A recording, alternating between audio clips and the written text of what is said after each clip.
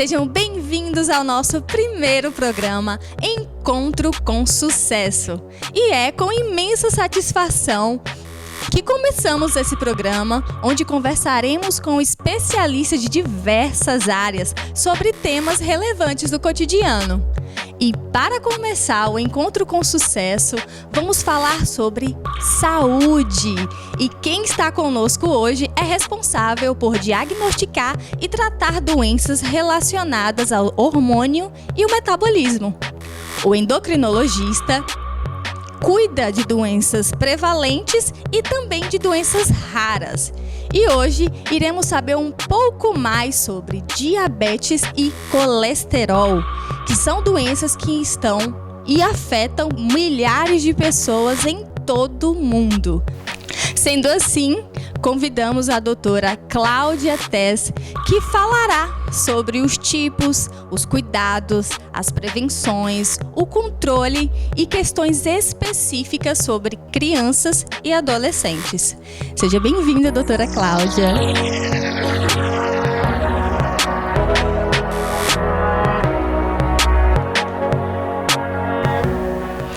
Além de cuidados, prevenção, controle, medicamentos e outras questões específicas sobre o diabetes, a doutora Cláudia também explicará como o diabetes pode influenciar os níveis de colesterol no organismo.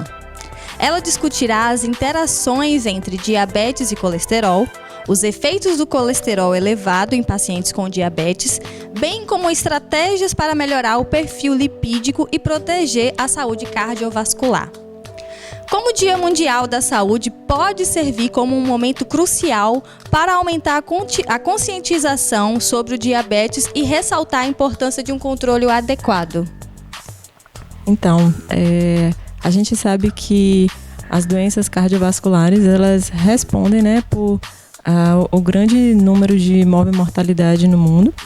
E então, o diabetes, colesterol, obesidade são doenças que, agregadas ou isoladamente, elas são fatores de risco muito importantes para a condição de doença cardiovascular. Então, o Dia Mundial da Saúde, eu acho que todos nós, como médicos, queremos que o paciente ele aumente sua expectativa de vida com qualidade de vida. E, para isso, a gente precisa estar sempre alertando quais medidas e quais cuidados esses pacientes precisam ter para evitar que chegue a um estágio, mais avançado de doença como diabetes, como colesterol, como obesidade.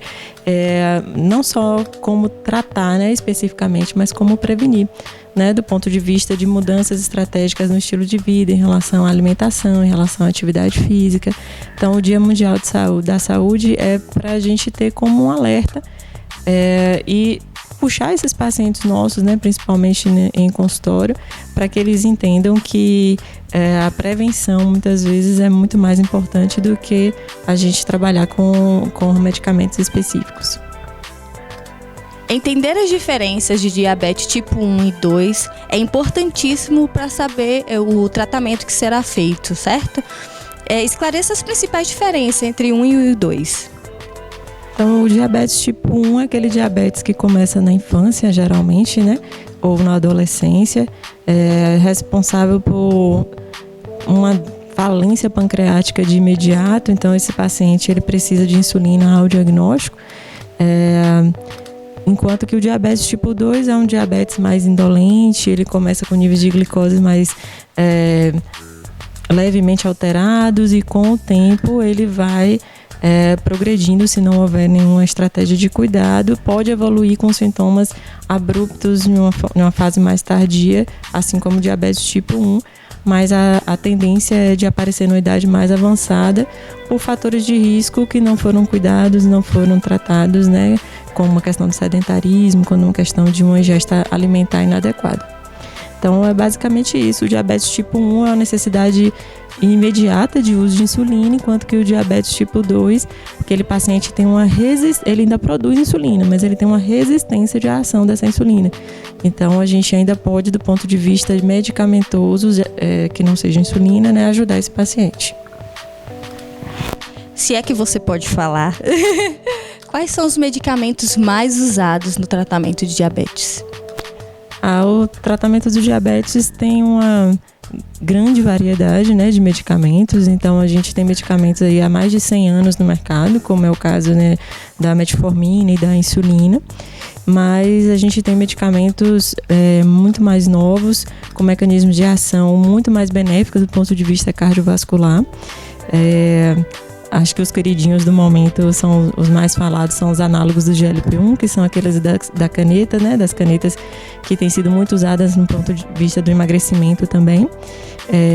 Mas a gente tem medicamentos que atuam na resistência insulínica, como é o caso da metformina, como é o caso da pioglitazona. A gente tem medicamentos que atuam a título de rins para diminuir a absorção de glicose, gerando uma glicosúria, a gente chama, né, que é a liberação de glicose pela urina, que são os inibidores da SGLT2, que é um receptor no rim.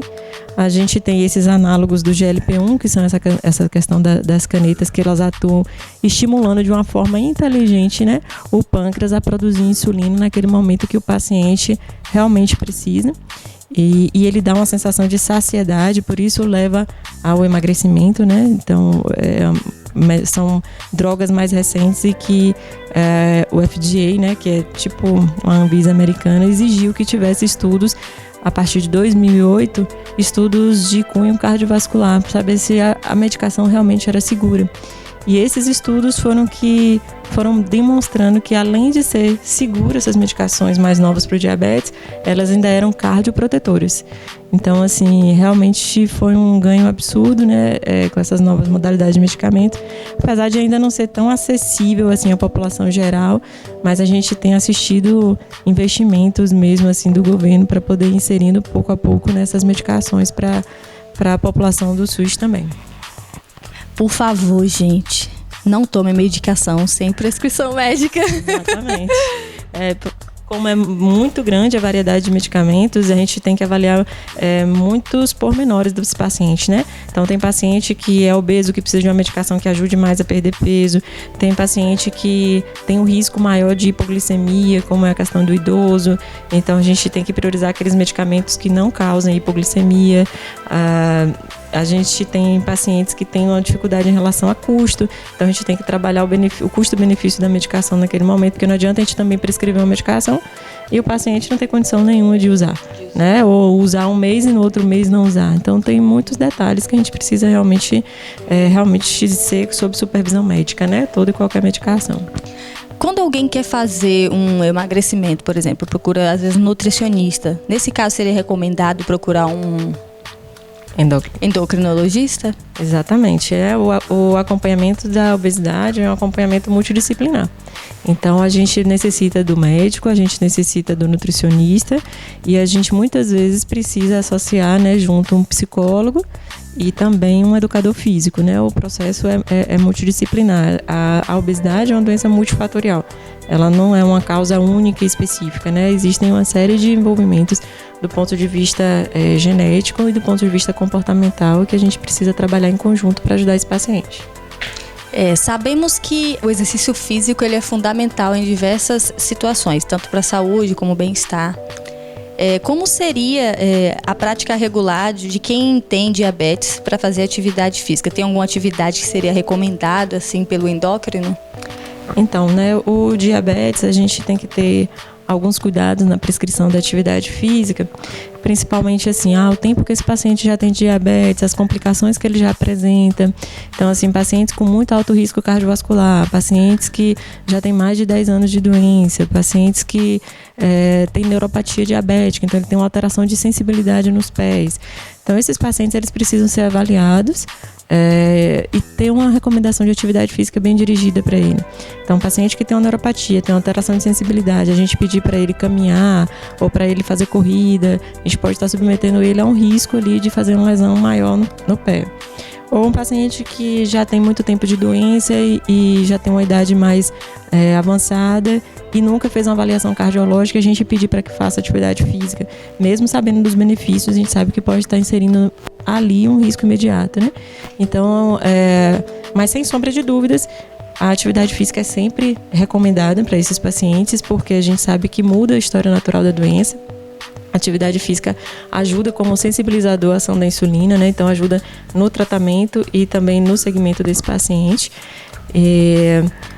A atividade física aeróbica, principalmente no paciente que é pré-diabético, no paciente, né, que está prevenindo um diabetes, ela precisa ter uma frequência, uma quantidade de pelo menos 150 a 200 minutos por semana de atividade física regular. E assim que o paciente tem um diagnóstico de diabetes, é indicativo que a gente associe um treino de resistência também, treino resistido, pelo menos mais 2 dias na semana. E evitar que esse paciente fique pelo menos 2 dias seguidos sem atividade física, né? Ele deve ter pelo menos aí 4 a 5 dias na semana de atividade física. A gente vê muito pessoal indo pra academia, perder peso, pegar aquela massa magra, né? Ficar com aquele corpão. Mas só se preocupa com o personal, né? A maioria das pessoas só se preocupa com o personal, aquele técnico que está ali fazendo o atendimento, faz exercício assim e tal. E não se preocupa com a parte principal, que é, antes de fazer o exercício, é o acompanhamento médico.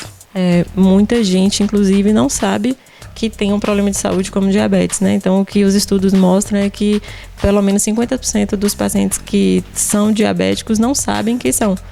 Então, isso retarda muito o diagnóstico. Então, se as pessoas tivessem uma orientação, principalmente aquelas que têm fatores de risco, né? Pacientes que estão acima de 45 anos, pacientes que têm histórico familiar de diabetes, né? Ou que têm algum sintoma, outro fator de risco, outro associado, uma hipertensão, obesidade, alteração de colesterol.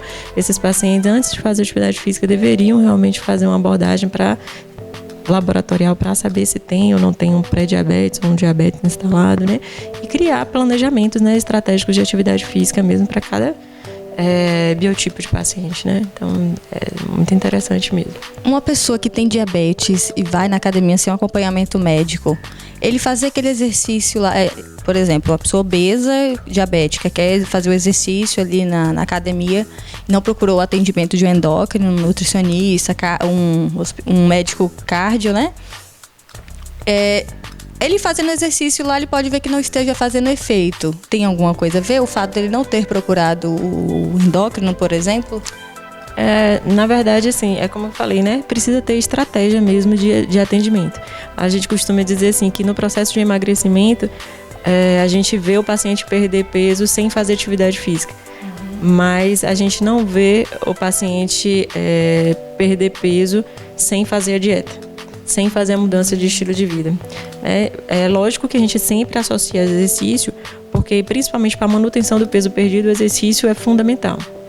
Mas muitas vezes as pessoas pensam que fazendo atividade física garante o resultado de que vai perder peso. E não é bem assim. Às vezes você pode estar girando em círculos, porque o que realmente gera perda de peso é fazer um déficit calórico. Então, se a pessoa continua comendo a mesma quantidade de calorias ou até a mais, porque o exercício muitas vezes induz a pessoa a sentir que pode comer um pouco mais. Normal. Então, assim, ele pode evoluir com a estabilidade do peso ou até ganho de peso indesejado no momento da atividade física. Então, a importância mesmo de ter o acompanhamento multidisciplinar, né? A diabetes gestacional é uma preocupação que muitas mães têm durante a gravidez. Doutora Cláudia, quais precauções devem ser tomadas durante a gestação da mãe e do bebê para que não tenha a diabetes gestacional ou tenha um cuidado para ser um risco menor? Realmente, né, o diabetes gestacional, ele predispõe tanto a complicações maternas quanto a complicações fetais, e a gente precisa estar sempre orientando as mulheres gestantes ou que têm a intenção de engravidar, que façam sua rotina, né, relacionada à glicose. As que já são conhecidamente diabéticas, elas precisam ter o cuidado de planejar a gravidez. A gente tem um marcador que a gente chama de hemoglobina glicada ou hemoglobina glicosilada, que ela reflete os 3 últimos meses de controle de glicose daquela paciente. Então, essa hemoglobina glicada na pessoa que já é diabética e pretende engravidar, na mulher que já é diabética e pretende engravidar, ela deve estar abaixo de 6 ou em torno de 6%. É o ideal. Mas às vezes não dá pra gente estar nesse nível e a mulher engravida, mas o que é contraindicado é ela estar com a hemoglobina glicada acima de 9 e enfrentar uma gestação, porque o risco é muito grande, né? Que risco é esse? tem o risco materno mesmo de ter um parto prematuro, de ter um bebê muito gigante, isso causar traumatismo no parto. E para o neném a gente sabe que tem a possibilidade de malformações, né? Do ponto de vista de malformações congênitas cardiológicas. E ele também tem um risco maior de ter hipoglicemia logo depois que nasce. Ou seja, são bebês que vão precisar de uma UTI neonatal, são bebês com maior realmente risco de mortalidade ao nascer. Então, a recomendação é que essas mulheres se planejem, procurem seus médicos, né, mantenham o controle da glicose. Uma vez que engravide, né, sendo diabética, essa paciente ela tem que ter um acompanhamento de monitorização da glicose que é diário. Então, antes da gravidez, muitas vezes as pessoas fazem monitorizações mais intervaladas, mas uma vez gestante precisa fazer monitorização diária, porque a meta na gravidez é uma meta diferente. Então, a meta de glicose em jejum na gravidez ela é mais rígida e a meta de glicose pós-prandial na gravidez também é mais rígida. Então, ela precisa ser acompanhada. Aí, na hora que ela já engravidou, a hemoglobina glicada já não tem tanto valor, porque essa hemoglobina glicada ela varia a cada 3 meses. Então, não dá pra gente acompanhar pela hemoglobina glicada, a gente tem que acompanhar pela monitorização de glicose diária. Exatamente. Uma pessoa que não tem histórico familiar, não sabe que tem a diabetes, não tem ninguém na família, pode vir a ter uma gravidez? Pode, existem outros fatores de risco, né? Então, a idade materna, a questão do peso ao engravidar. Então, a gente sabe que não é só a questão de ter histórico prévio, não, né? Então, geralmente, quando é um paciente jovem, sem nenhum outro fator de risco, faz-se apenas a glicemia de jejum, né, na rotina, né, de ginecológico, na rotina obstétrica. Mas quando já se tem um histórico familiar, a gente insiste mais com outros parâmetros, incluindo a hemoglobina glicada. Toda gestante, né, que não tem o diagnóstico de diabetes e nenhum fator de risco prévio, na 24ª semana era submetida a um teste de provocação, que a gente chama de teste de sobrecarga, o teste de tolerância à glicose, porque depois desse segundo trimestre, né, quando entra no terceiro trimestre da gestação, ela tem uma resistência maior à insulina, tem uma tendência maior de ter diagnóstico de diabetes mais para o final da gravidez. Sabemos que muitas mulheres não fazem um acompanhamento adequado, que é o pré-natal, durante a gestação. Por exemplo, como você já falou, das doenças que podem passar para o bebê, né? Que o bebê pode nascer com um problema. Cita um problema gravíssimo que pode acontecer caso a mãe não faça esse acompanhamento e ela não saiba que tenha diabetes, por exemplo. O parto prematuro, mas o mais grave é para o bebê, que é a hipoglicemia neonatal. Então, se ninguém sabe ali o que está acontecendo, realmente aquele bebê, ele está acostumado ali a receber aqueles altos níveis de glicose pela mãe, né? E ao nascer, aquilo ali cai instantaneamente. Então, o risco para ele de danos neurológicos com a hipoglicemia é altíssimo. Quais são os principais desafios enfrentados de crianças e adolescentes que convivem com a diabetes?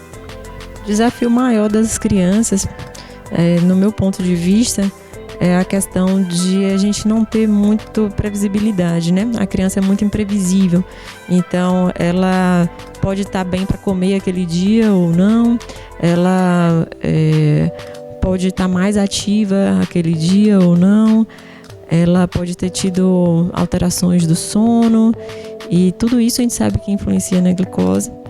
E a gente, como são crianças que precisam da insulina, né? Geralmente são crianças que têm diabetes tipo 1, a gente trabalha dando insulina de acordo com o que ela come, de acordo com o status de glicose dela. E acho que talvez assim, o mais preocupante pra gente é o risco de hipoglicemia. Então a gente dá uma insulina que aquela criança não come. Ou a gente dá uma quantidade achando que ela vai comer determinada quantidade, mas ela não quis comer aquela quantidade. A monitorização da glicose nas crianças também, na maioria das vezes, é muito sofrida, né? Até acostumar a furar. E as hipoglicemias noturnas, para mim, é a maior preocupação. Então, como é que vai gerenciar que está acontecendo durante a noite, o que está acontecendo com a glicose durante a noite. E essa é a maior preocupação dos pais também, né? De acordarem a noite toda para ficar vistoriando. Hoje a gente já tem sistemas que seriam mais tranquilos, né? De acompanhamento, que é um sistema de monitorização mais contínuo da glicose, que não precisa ficar furando, mas assim, de alto custo, que é difícil realmente a população, a grande maioria, ter acesso, né? Agora uma pergunta que é até clichê. Açúcar causa diabetes? Não. Mito. O açúcar, o consumo de açúcar em si não causa o diabetes, né? O diabetes é uma doença já previamente determinada geneticamente, né? O diabetes tipo 2. Mas o açúcar, ele é um gatilho, né? Lógico, o fator comportamental, alimentar e sedentarismo são fatores que são de risco para aquele paciente que já tem predisposição a vir a desenvolver realmente o diabetes. Mas não que o consumo de açúcar em si seja um causador do diabetes, não mesmo. Eu mesma convivi quando eu era criança, eu não podia comer doce e tomar água, que meu pai falava, vai dar diabetes, menina. Não come açúcar, não come doce e bebe água. Não, mito. Quais são as medidas preventivas que os pais têm que ter com as crianças e adolescentes que já têm a predisposição genética? Os pais precisam estimular, né, seus filhos, estimular as crianças a praticarem atividade física. Então, diferente dos adultos, que a gente tem uma meta aí de 150 a 200 minutos por semana de atividade física, as crianças deveriam fazer atividade física diariamente, né, deveriam ser estimuladas a isso. E evitar ter em casa realmente alimentos industrializados, alimentos processados, né? Dar preferência aos alimentos in natura, estimular as crianças a conhecerem os alimentos mais in natura, né? As frutas, as verduras. A gente costuma incentivar, dizendo assim, de uma forma bem simples, né? Descasque mais e desembale menos, né? E a criança, muitas vezes, ela aprende, a gente sabe que a criança tem muito de aprender olhando, né? Então, às vezes, ela não aceita de imediato o que você oferece, mas aquela repetição do sentar junto à mesa, do ter disponível para ela, né? Ali, visível para ela, alimentos de boa qualidade, isso aí já garante para ela realmente uma prevenção, um método de prevenção, né? O colesterol é uma substância lipídica essencial para o funcionamento do organismo, mas níveis elevados podem trazer risco à saúde. Doutora Cláudia, como identificar e diagnosticar o colesterol alto e quais são os principais fatores de riscos associados a esse problema? Então, o colesterol, ele geralmente é assintomático, né? As pessoas não conseguem identificar através de sintomas que esse nível está alto. Geralmente entra numa rotina de investigação laboratorial nos pacientes com fatores de risco, né? Então, que fatores de risco são esses, né? Geralmente pacientes sedentários, pacientes obesos, pacientes com histórico de doença cardiovascular na família, pacientes que têm histórico de parentes de primeiro grau que tiveram infarto, que tiveram AVC precocemente. Então, a gente geralmente faz a avaliação laboratorial, usando, né, a gente pede o lipidograma, que é a avaliação do LDL colesterol, HDL colesterol, triglicérides e o colesterol não HDL para fazer o diagnóstico. O colesterol alto está associado a um risco aumentado de desenvolver doenças cardiovasculares, como aterosclerose e doença arterial coronariana. Quais são os principais sintomas dessa doença e como prevenir seu desenvolvimento? A gente diz que a aterosclerose é uma doença que começa na infância, né? A gente não tem como saber os sintomas da aterosclerose até que ele realmente cause um dano àquele órgão. Então, é por isso que algumas pessoas com fatores de risco conhecidos, né, há um sedentarismo, obesidade, diabetes, essas pessoas devem fazer rastreamentos, né, anuais ou a cada 2 anos, para saber como está realmente o status, né, da situação arterial do seu corpo. A gente vê como é que está o processo de aterosclerose e fazer as medidas cabíveis para cada momento. Às vezes o paciente está em uma situação que a gente chama de aterosclerose subclínica, a gente não consegue realmente ter sintomas da doença. Então, a gente, pelo exame, laboratorial ou de imagem, principalmente, a gente consegue definir que estágio da doença ele está e iniciar a terapêutica adequada. Agora, a síndrome coronariana, o interessante é a gente notar que no paciente diabético não tem sintomas tão clássicos quanto o paciente não diabético, né? O paciente diabético ele pode ter o que a gente chama de equivalente isquêmico. Então não é aquela dor típica no peito com irradiação para o braço, mas sim às vezes a sensação de incômodo gastrointestinal, uma sensação de que está enjoado, volta e meia sente um enjoo, ou sente uma leve falta de ar quando faz algum esforço. Então não é aquela dor no peito típica, né? Então, mais uma vez, esses pacientes, principalmente depois de 10 anos de doença, são pacientes candidatos a fazer avaliação cardiovascular concomitante à avaliação endocrinológica, né? Pacientes para rastreio, que a gente chama. Quais são os principais efeitos do colesterol elevado em pacientes com diabetes? E como isso pode impactar no controle da doença? Como eu falei, né, as doenças cardiovasculares, elas respondem pela grande morbimortalidade no mundo, né? Talvez a principal maior causa de morbimortalidade no mundo. E tanto o diabetes quanto a dislipidemia, né, que é a alteração do colesterol, são fatores de risco altíssimo para essa condição de doença cardiovascular. Tanto é que quando o paciente tem diabetes associado à dislipidemia, a meta de tratamento para o colesterol muda.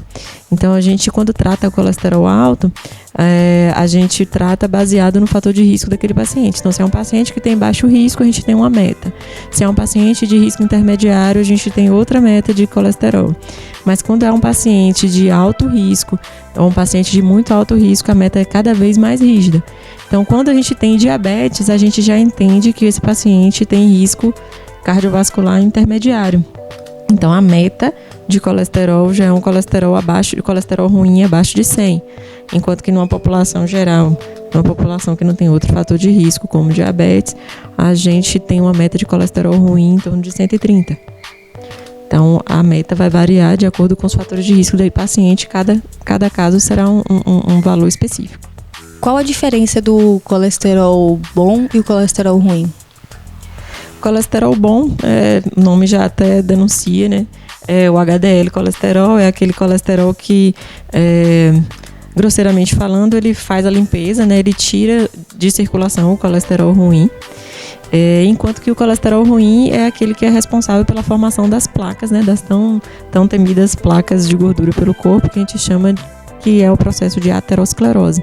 Né? Então, qualquer dano no vaso sanguíneo, qualquer lesão do vaso sanguíneo, ali começa a se agregar essas placas, né? essa quantidade de colesterol que é do LDL e que vai condicionar uma diminuição de fluxo naquele órgão, e com isso a gente conhece, né, no coração como infarto, conhece no cérebro como AVC e assim vai. Mas existem placas de gordura em todo o corpo, inclusive a gente tem em carótida, né, que são esses vasos que vão para o cérebro, a gente tem em membros inferiores, e trata-se da mesma maneira como trata o infarto, né? Faz angioplastia e para remoção de placa, mas a prevenção é sempre o melhor, né? O colesterol bom, ele tem alguma associação com, por exemplo, o esporte ajudaria no colesterol bom? Sim. A atividade física ajuda na elevação do colesterol bom, assim como o consumo de alguns alimentos ricos em ômega 3, como oleaginosas, castanhas, amêndoas, nozes, azeite, consumo de algumas frutas, por exemplo, abacate, né? Alimentos que são ricos em ômega 3 realmente ajudam na performance de melhora do colesterol bom. O colesterol elevado pode ser assintomático em seus estágios iniciais, tornando o diagnóstico precoce crucial. Quais são as formas de detecção e os exames de rotina recomendados para monitorar os níveis de colesterol?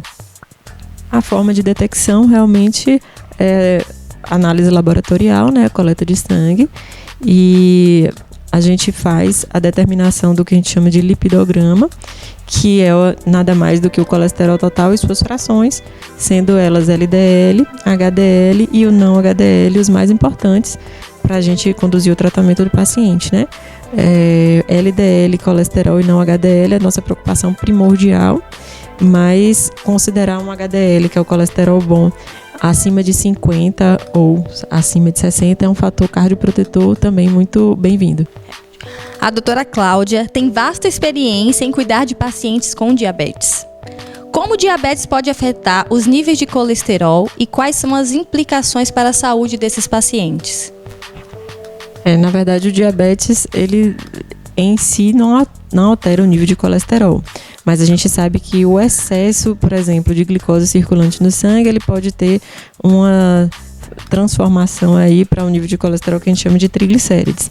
A preocupação maior do triglicérides elevado seria o risco imediato de fazer uma pancreatite aguda.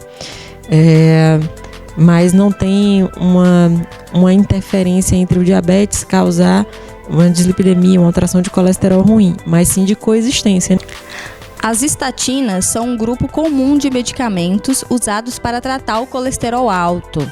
Doutora Cláudia, quais são os benefícios e possíveis efeitos colaterais desse medicamento e quando são indicados aos pacientes? Então, as estatinas, elas são indicadas em pacientes que têm colesterol LDL acima da meta para aquele fator de risco daquele paciente.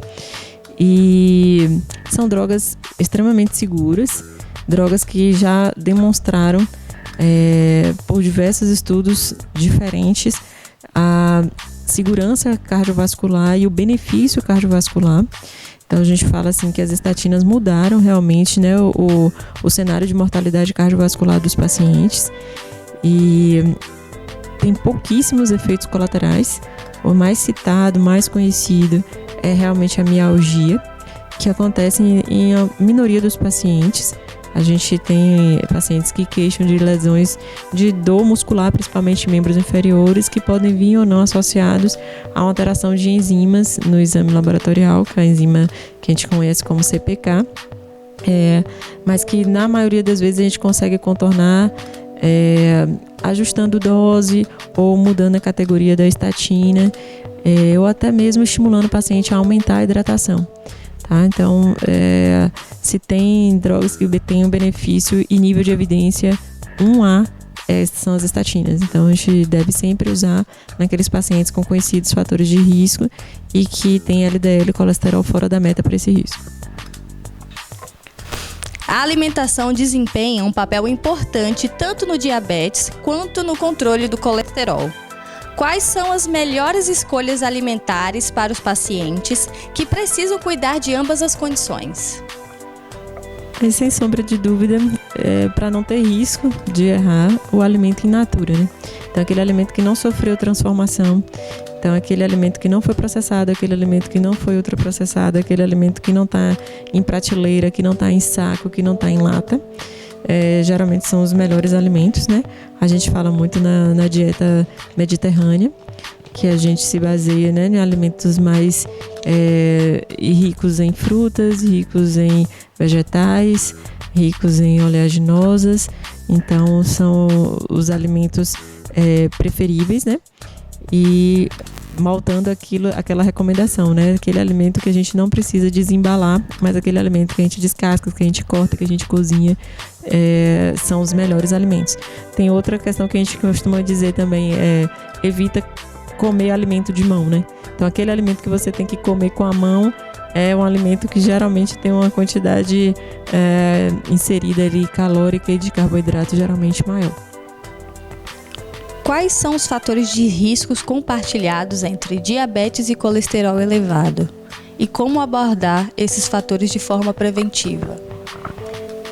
Os fatores de risco mais associados, né, ao colesterol elevado e o diabetes são a obesidade, são o sedentarismo e, por vezes, o tabagismo. Então, são situações que a gente precisa, juntamente com os pacientes, definir estratégias, né, de atuação do ponto de vista de mudança do estilo de vida. A gente fala assim que é muito fácil indicar uma mudança de estilo de vida e o paciente reconhecer que realmente precisa fazer. Porém, de todos os pacientes que a gente orienta, a gente tem dados na literatura que apenas 10% conseguem realmente manter a proposta que faz em consultório de mudar esse estilo de vida. E aí, por N fatores, né? Do ponto de vista de trabalho, de rotina doméstica, de cuidados que tem que ter com outros familiares, enfim, atribuições outras que os pacientes acabam deixando em segundo plano o cuidado com a própria saúde, né? Existem diferenças no tratamento de colesterol elevado em pacientes que não tenham diabetes? Sim, aquilo que a gente comentou, né, previamente, tem pacientes que não tem outro fator de risco a não ser o colesterol ruim levemente alterado. Então, a gente tem uma meta mais branda para esse paciente, diferente daqueles que já têm um fator de risco mais importante, como a história de infartos e de AVC em parentes de primeiro grau, de forma recorrente, ou aquele paciente que já teve algum evento cardiovascular prévio, aquele paciente que já teve um infarto, já teve um derrame, um AVC, esse paciente tem uma meta mais rígida. Então, existe uma diferença, sim, de tratamento de condução do colesterol de acordo com o fator de risco. Poderia destacar quais são os níveis ideais de colesterol para pacientes e como alcançá-los por meio de mudanças no estilo de vida? Então, como eu falei, a meta vai depender muito do fator de risco. Então, se o paciente tem baixo risco, ele pode ir com colesterol LDL, que é o colesterol ruim, até 130.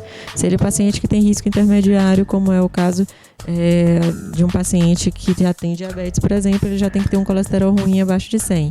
Se ele é um paciente que já teve algum evento cardiovascular, é um paciente que já deve ter ali seu nível de colesterol em torno de 50 a 70. E por aí vai, né? Dependendo do fator de risco mais imediato daquele paciente. É comum que pacientes com diabetes também tenham condições de saúde como pressão alta e obesidade. Como o controle conjunto de diabetes e dessas condições pode afetar positivamente os níveis de colesterol e a saúde geral dos pacientes?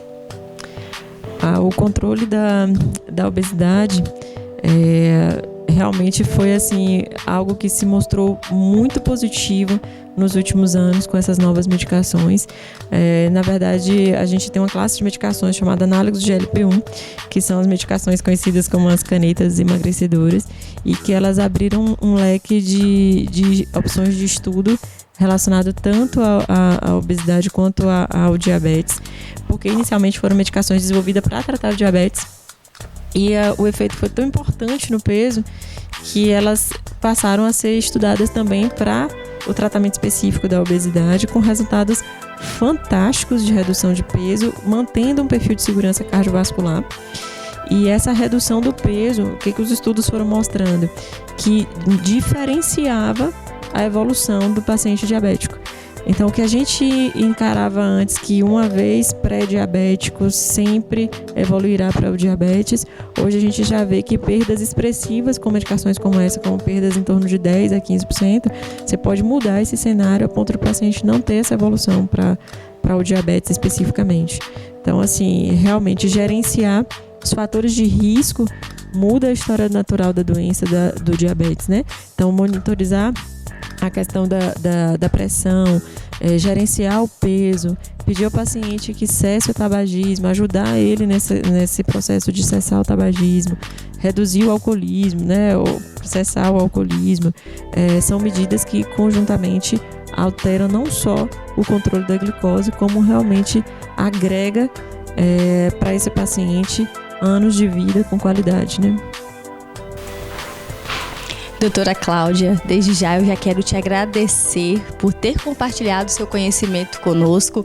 Eu tenho certeza que tanto o pessoal de casa, eu com certeza tirei muito proveito de tudo que você tem passado pra gente. Então, muito obrigada mesmo, viu? Eu que agradeço a oportunidade. Tá. E você, o pessoal de casa que estiver nos assistindo, não esquece de curtir esse vídeo, de compartilhar com seus amigos, para que mais pessoas possam também ter esse conhecimento que a doutora Cláudia acabou de passar para nós.